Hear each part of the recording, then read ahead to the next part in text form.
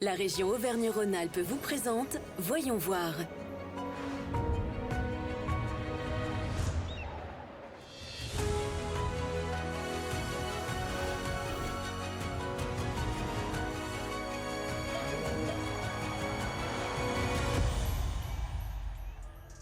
Cette semaine, Voyons voir s'intéresse au déploiement de la mobilité hydrogène dans la région. Auvergne-Rhône-Alpes s'est fixé pour objectif d'être le territoire leader en Europe de l'hydrogène, en investissant massivement dans cette filière, dans le but de décarboner au maximum les transports.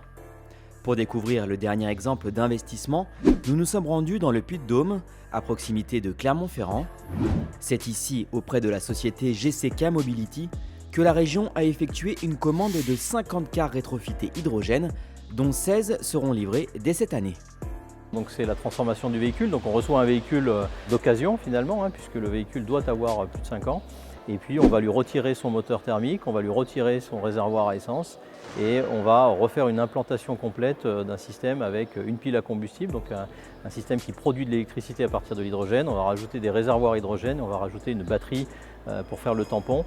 Et donc aujourd'hui c'est une première européenne de transformer un autocar à hydrogène avec une pile à combustible et surtout dans des proportions aussi importantes puisqu'on est sur une commande de 50, ce qui est du jamais vu.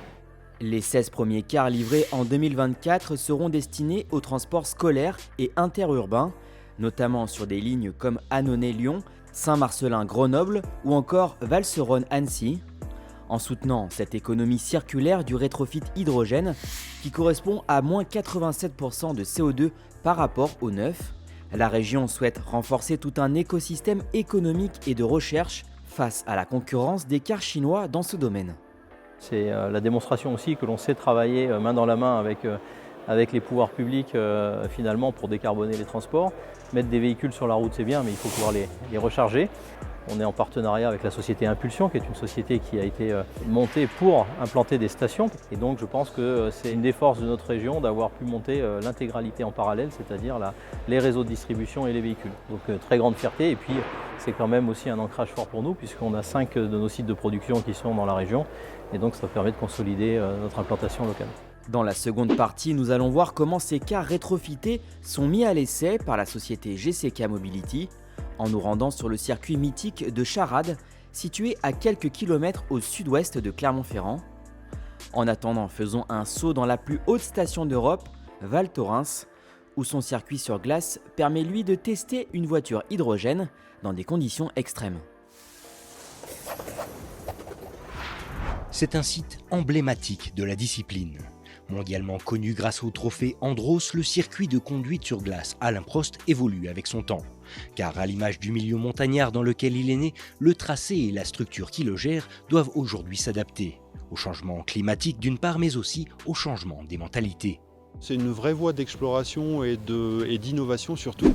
Et puis on sait aujourd'hui qu'un certain nombre de constructeurs développent des technologies avec les moteurs thermiques qui vont pouvoir fonctionner aussi avec de l'hydrogène.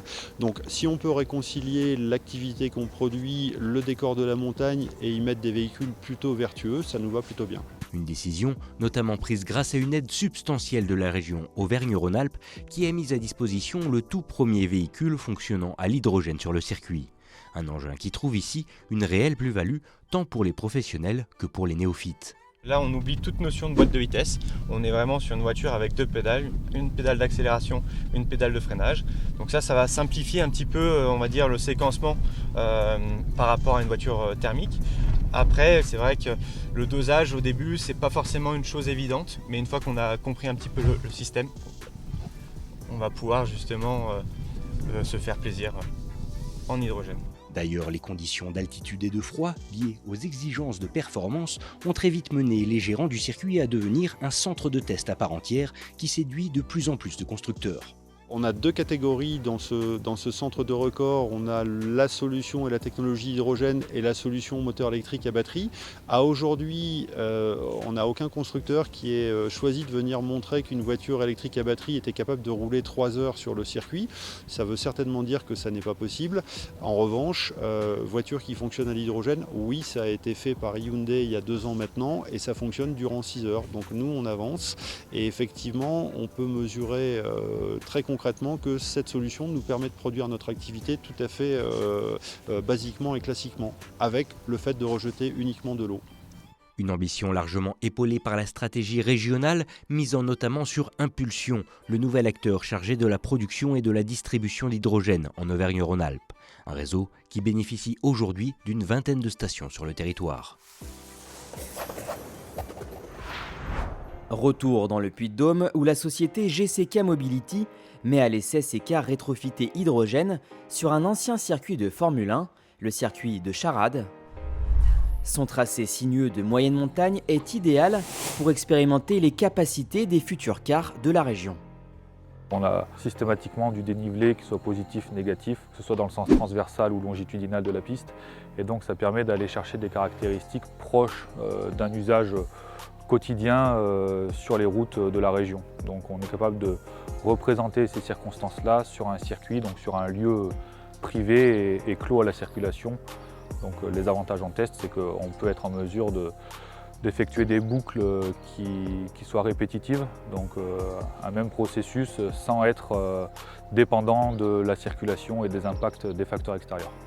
Comme solution alternative au moteur thermique, l'hydrogène est un moyen de décarboner les transports de passagers.